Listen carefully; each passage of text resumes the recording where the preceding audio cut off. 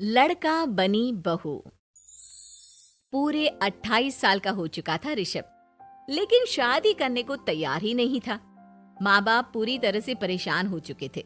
जब भी किसी लड़की का रिश्ता ऋषभ के लिए लेकर आते तो वो शादी करने से साफ मना कर देता, चाहे लड़की कितनी भी सुंदर, कितनी भी अच्छी क्यों ना हो। ऋषभ के माँ बाप को इसकी वजह समझ में नहीं आ रही थी। अरे ऋषभ बेटा, अच्छी खासी नौकरी लग गई है, दिखता भी इतना अच्छा है, आखिर बात क्या है, तुझे शादी क्यों नहीं करनी? देख, तू हमारा इकलौता बेटा है। अगर तू शादी नहीं करेगा तो कैसे काम चलेगा? लेकिन मैं शादी करना ही नहीं चाहता। मुझे कोई लड़की पसंद नहीं आती। अरे बेटा, अगर कोई लड़की तुझे पसंद हो तो उससे शादी कर ले, हमें कोई ऐतराज नहीं है। हाँ ऋषभ बेटा, अब देख, तेरी माँ से भी काम नहीं होता। घर में एक बहू आ जाएगी तो कम से कम घर का माहौल भी अच्छा होगा और तेरी माँ को मदद भी मिल जाएगी। लेकिन मम्मी पापा कहा ना, मुझे लड़कियां पसंद ही नहीं आती। अरे लड़कियां पसंद नहीं आती तो क्या लड़का पसंद आता है? वो तो वक्त आने पर ही पता चलेगा। ऋषभ की बात सुनकर उसके माँ और पापा का सर चकरा जाता है। कुछ दिनों के लिए ऋषभ अपने ऑफिस के काम से शहर से बाहर जाता है और जब लौट कर आता है तो सामने का नजारा देखकर उसके माँ पापा बेहोश होते होते रह जाते हैं। अरे ये क्या, ये तुम्हारे साथ कौन है? माँ, ये दीपक है, मेरी पत्नी। हम दोनों ने शादी कर ली है। दीपक तुम्हारी पत्नी कैसे हो सकता है? अरे दीपिका होती तो बात समझ में भी आती। ये तो लड़का है। तो क्या हुआ पापा, आजकल तो ये सब फैशन में है और मैंने आपको बताया था कि मुझे लड़कियां पसंद नहीं आती। अरे तो इसका मतलब ये थोड़ी है कि तुम दीपक को दीपिका बनाकर ले आओगे। मुझे बहू चाहिए, बहू के रूप में, ये आदमी नहीं।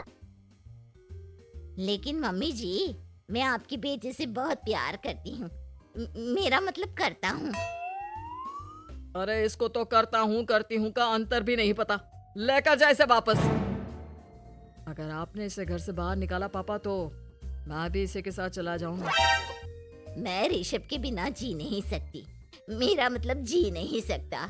हमारा जिंदगी भर का साथ है, प्लीज हमें अलग मत कीजिए मम्मी जी, पापा जी।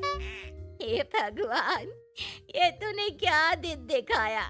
मेरे बेटे को थोड़ी अकल दे दे, लड़के को बहू बनाकर घर में ले आया है। अब क्या होगा, हम दुनिया को क्या मुंह दिखाएंगे? माँ, बेकार में परेशान हो रही हो। दीपक आपके सारे काम करेगी और एक अच्छी बहू की तरह आपके साथ रहेगी, देखना। पहले तो खुद तो क्लियर कर ले कि यह कुछ करेगा या करेगी, बाद में हम सोचते हैं कि हम क्या करें। बहू के आने के बाद क्या करते हैं, मुंह दिखाई की रस्म, तो आप भी वही कर लीजिए। आप चाहे तो मैं पूरे मोहल्ले में न्योता दे आती हूँ। अरे रहने दे, तेरी वजह से बेइज्जती और ज्यादा होगी। आई बड़ी, अब मेरा मतलब है आया बड़ा न्योता देने वाला। अगले दिन सुबह के वक्त दीपक बड़ी नजाकत से चलता हुआ सबके लिए चाय बनाकर सुबह सुबह बालकनी में आ जाता है।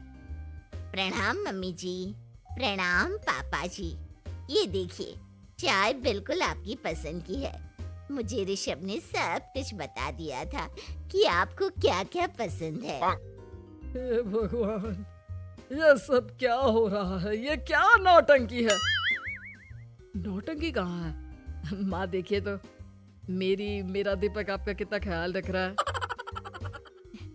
लाओ, अब जो भी है, जैसी भी है, चाय पियेंगे ही सही।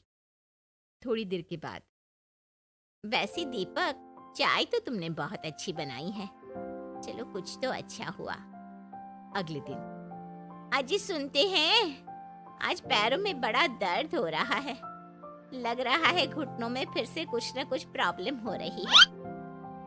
डॉक्टर ने वो दवाई दी थी, उसकी मालिश करो ना अपने घुटनों पर, आराम मिल जाएगा। वो क्या है ना, खुद के हाथों से ठीक से मालिश नहीं हो पाती। अरे मम्मी जी, आपको परेशान होने की क्या जरूरत है, मैं हूँ ना। लाइए, मैं आपके पैरों पर मालिश कर देता हूँ, मेरा मतलब कर देती हूँ। अरे रहने दे, रहने दे। घर में बहू होती तो सेवा करती, यहाँ तो आदमी बहू बनकर बैठा हुआ है। मम्मी जी नाराज मत होइए, एक बार मुझे मौका तो दीजिए आपकी सेवा करने का। अच्छा ठीक है, ये ले दवाई लगा दे। दीपक बहुत अच्छे तरीके से घुटनों की मालिश करता है। थोड़ी देर के बाद इतना आराम मिल रहा है क्या बताऊं, ऐसा लग रहा है मेरे घुटनों में कभी तकलीफ थी ही नहीं। लगता है तुम्हारी लड़का बनी हुई बहू तुम्हें पसंद आने लगी है। ऐसा कुछ भी नहीं है, वो तो बस इतने अच्छे से मालिश की इसलिए मैंने इसकी तारीफ कर दी। मम्मी जी पापा जी आपस में लड़ाई नहीं करते। अच्छा आप ये बताइए शाम के खाने में क्या खाएंगे? पनीर दाल मखनी पुलाव कुछ भी स्पेशल बता दीजिए। अरे भाई ये सारी चीजें मुझे तो खाने में बहुत ही पसंद है। तुम क्या कोई औरत हो जो पनीर दाल मखनी बनाओगी? हाँ, अरे लड़का हो तो लड़के की तरह बिहेव किया करो ना। भले ही मैं लड़का हूँ तो क्या हुआ, अब तो मैं ऋषभ की पत्नी और आपके घर की बहू हूँ, तो मुझे उसी तरह से रहना पड़ेगा ना। अच्छा ठीक है, जो तुम्हें पसंद है बना लो। आदमी रसोई में खाना बनाते हुए कैसे लगते हैं जरा मैं भी तो देखूं। शाम को दीपक सबके लिए अच्छा सा खाना बनाकर डाइनिंग टेबल पर लगा देता है। ऋषभ ऑफिस से जब लौट कर आता है, सब लोग खाना खाने के लिए बैठ जाते हैं। अरे वाह, क्या गजब का पनीर और दाल मखनी बनाई है। ऐसा जायका तो होटल के खाने में भी नहीं आता। दीपक कितना अच्छा खाना बनाती हो, मेरा मतलब बनाते हो। तुम्हारी इसी अदा की वजह से तो मुझे तुमसे प्यार हो गया। अरे बहुत हो गया, आदमी होकर आदमी से प्यार करते हो। अरे लेकिन कुछ भी कहो, जरा खाना खा कर तो देखो ऋषभ की माँ, मजा आ जाएगा। हाँ वैसे बात तो आपकी सही है, खाना तो वाकई में लाजवाब है। इतना स्वादिष्ट पनीर तो मैंने अपनी जिंदगी में नहीं खाया। कितना अच्छा होता अगर ये दीपिका होती। और फिर अगली सुबह कुछ ऐसा होता है जिसे देखकर ऋषभ के माँ और पापा ना केवल खुश होते हैं बल्कि हैरानी से उनकी आंखें फटी की फटी रह जाती हैं। उन्होंने जो नजारा अपनी आंखों के सामने देखा उसे देखकर उन्हें अपने आप पर भरोसा नहीं हुआ। सुबह का वक्त था, सब लोग बालकनी में बैठकर सुबह की चाय का इंतजार कर रहे थे।